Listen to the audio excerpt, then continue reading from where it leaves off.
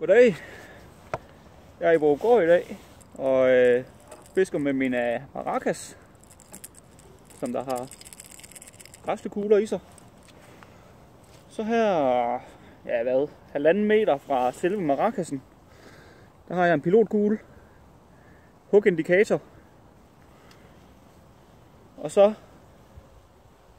en meters penge fra pilotkuglen. Der har jeg en lille bitte enkeltkrog uden belastning. Det her det er en whitegap-krog fra Dredden. Den er rimelig tung i sig selv. Og når jeg fisker med beanmarten, som jeg gør i dag, så daler de lige så stille ned gennem vandet.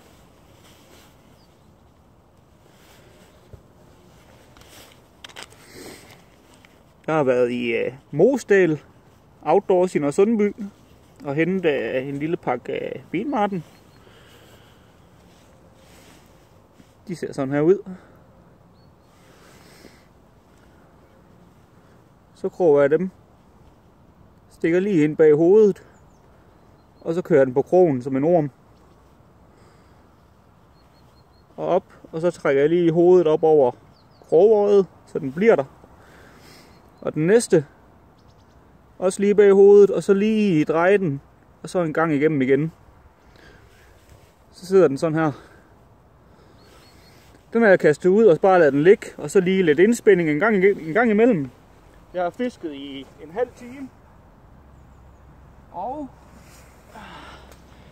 det har resulteret i sådan 2 store basser på 4 kilo.